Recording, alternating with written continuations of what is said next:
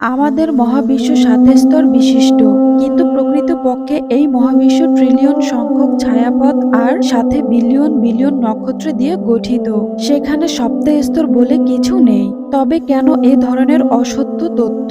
অনেকে দাবি করেন আয়াতে উল্লেখিত সপ্ত স্তর বলতে মহাকাশের বায়ুমণ্ডলীয় স্তর বোঝানো হয়েছে, কিন্তু প্রকৃতপক্ষে পৃথিবীর উপরিভাগে বায়ু স্তর রয়েছে ৫টা। কুরআনুল কারিমে বলা হয়েছে, তোমরা কি লক্ষ্য করো না যে আল্লাহ কিভাবে সপ্ত আকাশ স্তরে স্তরে সৃষ্টি করেছেন?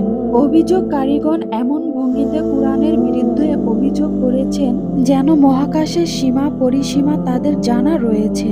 মানব জাতি এখন পর্যন্ত মহাবিশ্বের যেটুকু অংশ সম্পর্কে ধারণা লাভ করতে পেরেছে, ভিজিবল অ্যাবজর্ভেবল ইউনিভার্স, তা সম্পূর্ণ মহাবিশ্বের এক অতি ক্ষুদ্র অংশ।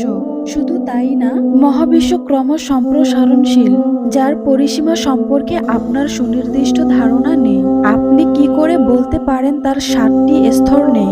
আমরা যদি সাধারণ যুক্তিতে আসি, তাহলে বলতে পারি যে কোনো আয়তনের স্থানকে নির্দিষ্ট পরিমাণ বা গুণাগুণের ভিত্তিতে ৭ বা যে কোনো সংখ্যায় বিভক্ত করা যায়। কাজেই মহাকাশ ৭ স্তরে বিভক্ত নয়। এই কথাটি তাত্ত্বিকভাবে ভুল।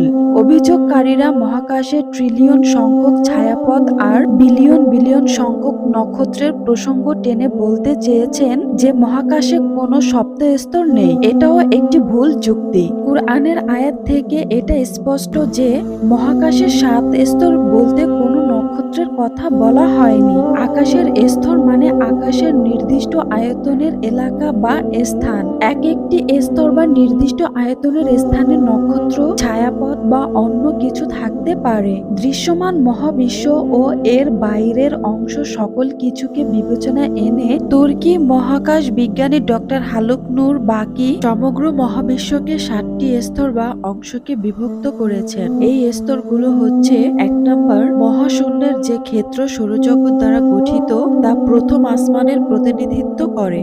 ২ নম্বর, সম্প্রতি মিল্কি ওয়ে বা আকাশ গঙ্গার চারপাশে একটি চৌম্বক ক্ষেত্র আবিষ্কৃত হয়েছে।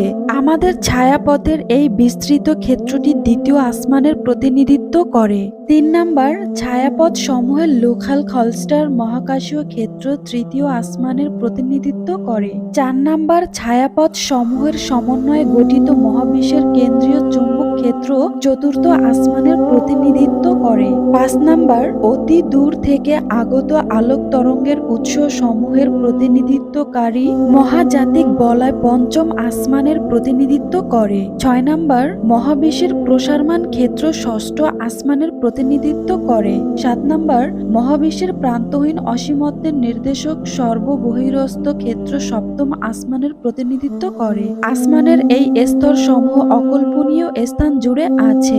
প্রথম আসমান স্তরের পুরুত্ব আনুমানিক ৬.৫ ট্রিলিয়ন কিলোমিটার।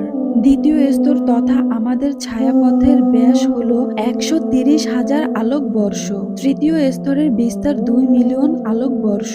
চতুর্থ স্তরের ব্যাস ১০০ মিলিয়ন আলোকবর্ষ। পঞ্চম স্তরটি ১ বিলিয়ন আলোকবর্ষের দূরত্বে। ষষ্ঠ স্তরটি অবস্থিত ২০ মিলিয়ন আলোকবর্ষের দূরত্বে। এ কথা বলা বাহুল্য যে সপ্তম স্তরটি বিস্তৃত হয়ে আছে অসীম দূরত্ব পর্যন্ত। এ তথ্য উল্লেখের উদ্দেশ্য এটা নয় যে এই ৭টি স্তরই কুরআনে বর্ণিত ৭ আসমান বা সপ্তাকাশ এটা প্রমাণ করা। আমি নিজেও মনে করি না এই ৭ স্তরই কুরআনে উল্লেখিত ৭ আসমান। ব্যক্তিগতভাবে আমি মনে করি মানুষের জ্ঞান এখনো প্রথম আসমান অতিক্রম করেনি। মহাকাশের কোনো কোনো অংশ সপ্তাকাশ গঠন করে তা মহান স্রষ্টা আল্লাহই ভালো জানেন। এখানে এই স্তর বিভাগ শুধুমাত্র এটা বোঝানোর জন্য দেখানো হলো যে দৃশ্যমান মহাকাশ ও এর বাইরের অংশ বিবেচনা করে সমগ্র মহাকাশকে সহজেই ৭ ভাগে বিভক্ত করা যায় তথা ৭ আসমান বা সপ্তাকাশ রূপে বিবেচনা করা যায়। কাজেই কুরআনে উল্লেখিত তথ্যকে আধুনিক বিজ্ঞান কিংবা যুক্তি কোনোটি দিয়েই ভুল প্রমাণ করা সম্ভব নয়। বরং যারা কুরআনে সপ্তাকাশের তথ্য থেকে ভুল বের করার চেষ্টা করেছেন তারা মূলত নিজ নির্বুদ্ধিতার প্রকাশ ঘটিয়েছেন।